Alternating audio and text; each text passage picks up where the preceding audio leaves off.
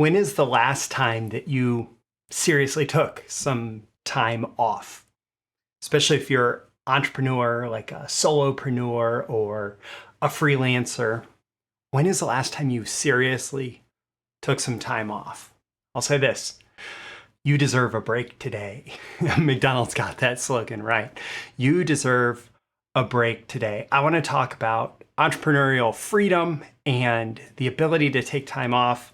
Specifically, I'm talking about this because, well, Breakthrough Marketing Secrets is going on a summer holiday. This is my last episode that you're going to get between now and July 12th. And so I wanted to give you this heads up, just to put this up as my last YouTube video, as my last podcast episode between now and July 12th, so you know what's going on. And also to share a valuable lesson about time off for entrepreneurs. So if you ask people who are entrepreneurs why they got into entrepreneurship, why they launched their own business, whether, again, it's a freelancer or somebody who's built a bigger business, usually the answer is freedom. And there are three core entrepreneurial freedoms that really seem to drive people towards this lifestyle of building a business and everything that is contained in entrepreneurship. One is freedom of time. They don't want to punch clock. Like, you don't want to punch a clock, right? You don't want to be beholden to some boss's schedule. You want to be in total control of your time. You want to work when you want to work. You want to take time off when you want to take time off. And sometimes that's going to mean that you work more, but also in that inherently there's the promise of working less sometimes, right? Second up is the freedom of place, the ability to work in your own place, in your own office, in your own home, in your own, wherever you choose to work. You can take your business to different places. You can set up your business where you want to set it up, right? It's about being in control of where you're at. And the third freedom is freedom of, I called it financial opportunity here. Largely, it's like the ability to make as much money as the value you create in the world. Instead of your income being dictated by whatever salary or hourly wage that somebody is willing to set for you, it's about having this, wide open, unlimited income potential through creating more value in the world. And if you can find ways to create more value through scale or through, largely it's through some type of scale or leverage that is inherent in entrepreneurship and that is available in entrepreneurship, a lot of times that can lead to a much, much bigger income and certainly more control over your financial destiny. And so we turn to entrepreneurship because we want these things. We want the freedom of time. We want the freedom of place. We want the freedom of financial opportunity.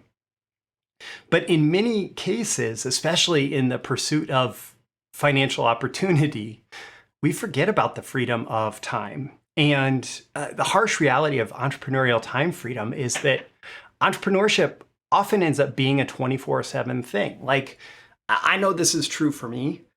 It's hard for me to forget about my business, even when I, get up from in my case, home office and stop working. And, even if I'm working from somewhere else, it doesn't stop when I walk away from my laptop, when I walk away from my computer. Especially now, I think the 24/7 connectedness of having a computer in our pocket in the form of a smartphone, that doesn't help this either, right? But as entrepreneurs, we feel responsible for the success of our business 24/7. Employment, in most cases, is really not that. Now, as an employee, you can choose to feel responsible for the success of your business. And often the most successful employees are often people who have kind of this entrepreneurial mentality where they feel successful or feel responsible for the success of the business. And that drives them to create bigger results and bigger opportunities for themselves, right? But employment is not 24/7. Typically it's, 9 to 5, maybe there's some overtime, right? Maybe you work longer hours, but still you're free to go home and not think about it at the end of the workday. Typically employment is 48 to 50 weeks a year, which means 2 to 4 weeks of paid time off, which, by the way, as entrepreneurs, unless you build a business that's paying you 24/7, you're not getting paid time off, right? Especially if you're running a service business where you're delivering the service, you're not getting time off. right? Not paid time off. And so you think, I'm not going to get paid if I'm not there. And again, that restricts your time freedom, right? Employment is not 24/7. And when you're off, right?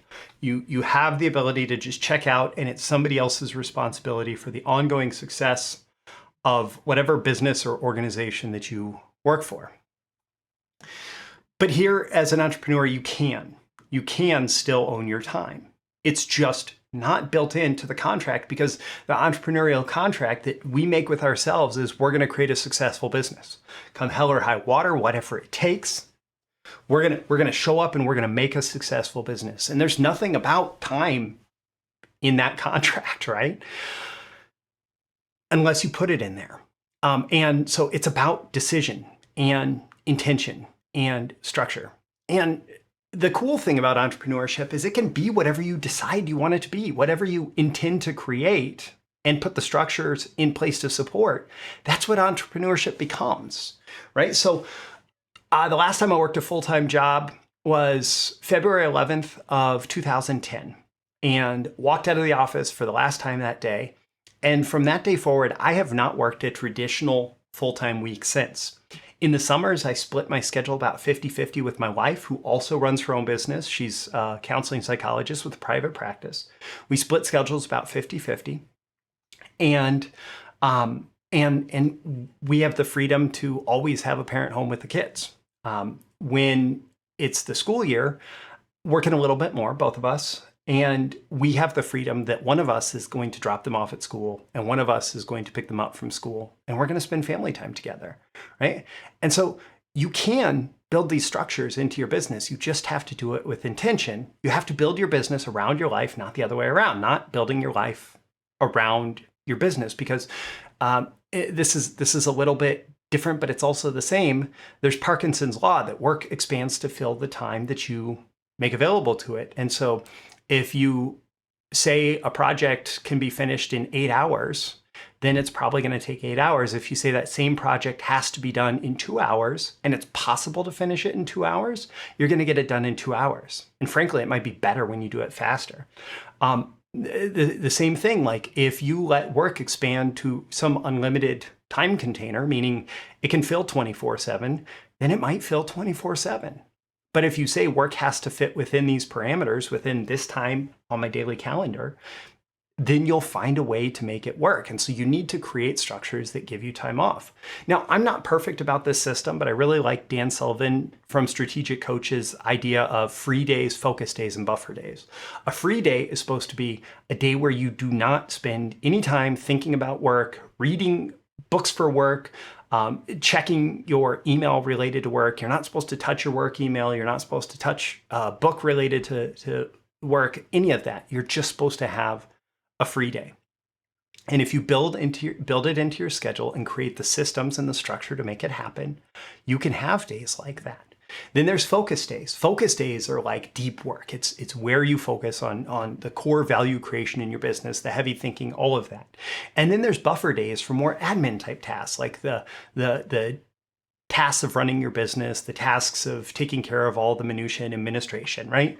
And Dan says the best way to run your business as an entrepreneur is to plan these out in advance, plan out a certain number of free days on your calendar, plan out focus days for when you're going to have your best energy, and plan out buffer days to get the other stuff done. And by creating this space for you, you're able to then focus on focus days, do the other stuff on buffer days, and really enjoy the freedom of a free day. And this is really important because, well, let me give a little parallel here. It seems like I'm always doing something for exercise, right? Right now, I'm actually doing a pull-up and push-up program from Strong First called the Fighter Pull-Up Program, and I added the push-ups to it. And what this is designed to do is help you increase your number of repetitions of pull-ups. And built into the program, it's 5 sets every day of increasing repetitions. And you go 5 days on and 2 days off. And if you do not take those 2 days off, you will burn yourself out very, very quickly. your muscles need recovery time. And I find that, on Monday, because I do it Monday through Friday and then Saturday, Sunday are off, on Monday, it is easy to do the maximum number of pull-ups in that max number set versus Friday where it's pretty hard. And it's about the rest, the relaxation, the recovery time. And the same thing happens all over the place. Like there is a reason that on the seventh day he rested, because our bodies and our brains, our minds need rest, relaxation, and this mental freedom, this time away. And so it's important to own that part of your time too, to set that time aside on your calendar. And there's all sorts of research that supports this, that well, for example, there was an analysis of the productivity of people at like a business consulting group. And what they found was the sweet spot for the number of hours worked in a week was about like 36 to 40 hours per week. And people who worked less than that were less productive. People who worked more than that were less productive. But if you focused on bringing your best for 36 to 40 hours per week, and then giving yourself space beyond that, that's where you reach peak productivity. So that BS about working 60, 70 hours a week, hustle, all that stuff, that's not actually going to help you be more productive if you can get 36 to 40 or however many like hyper productive hours in your week, and then rest, relax, give yourself some mental freedom. Now, that said, when you do something like I'm doing and like taking this summer holiday where I'm going to be out of office, I'm not going to be available between now and about July 12th, there's going to be a push and pull. The emotional investment in your business doesn't go away, right? The emotional investment in your business doesn't go away. And so there will be times, I am sure, when I'm not in the office, that I'm going to think about my business. The key is to maybe write that down, keep a journal nearby, and capture those ideas, and then move on with the rest and relaxation and recovery time. Because the other side of this is what else are you emotionally invested in?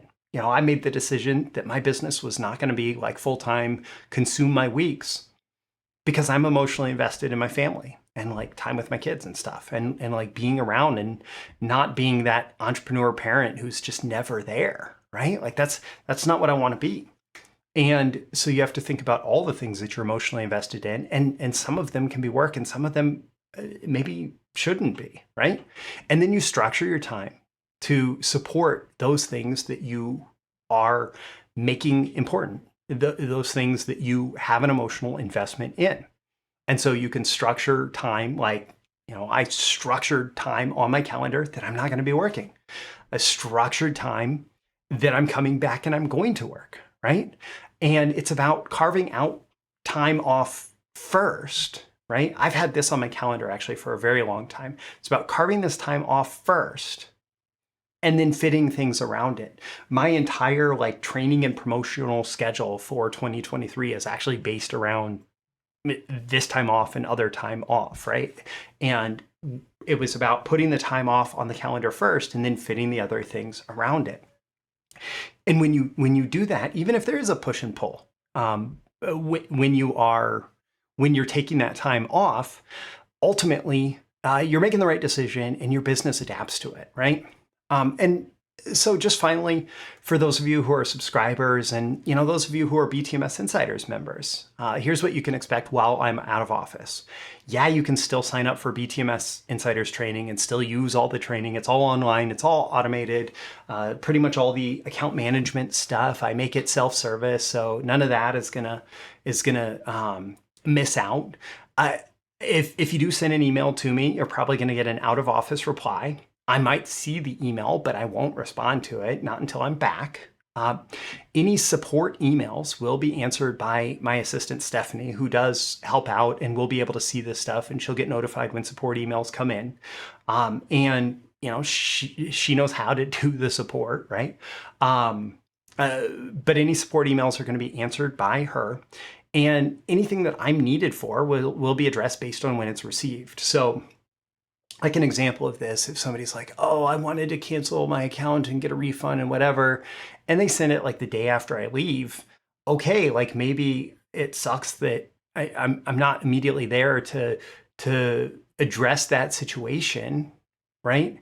But I will make sure to make it right when I get back. And that's probably the most extreme case of anything. But really anything that I'm needed for will be addressed based on when it was received, right? As opposed to when I get back. And when I do come back on July 12th, because I will have given myself this rest, relaxation, and opportunity for a little mental space, right? I'm going to have new energy and invigoration and excitement, and I'll have lots of good things for you. And even I have some ideas for some episodes coming up that I think are going to be really, really exciting. And it's kind of hard for me to hold off and not just record those and send them out to you before I go. But I really did want to make sure that, this is that time off. This is that freedom that we, say we're signing up for when we become an entrepreneur. And then I am giving myself the ability to take time off and to follow through with it. My call to action for you at the end of this episode is, number one, just ask yourself how you can use this. Do you need to schedule some time on your calendar for some freedom? Maybe it just starts with a day or 2 days, and maybe it is something much bigger than that. You have to decide. And make sure you like this video. Just go ahead and smash that like button if you believe that giving yourself freedom is important. All right. So with that, I'm Roy Furr. This is Breakthrough Marketing Secrets, and I'll see you in the next episode on July 12th. See you then. Thank you once again for tuning in to this daily episode of Breakthrough Marketing Secrets. Remember, check out the links with this episode for even more value. Now make sure you like, comment, share, subscribe, and engage in every way you can to keep this show going and growing and delivering daily value to you. I'll catch you soon for your next big breakthrough.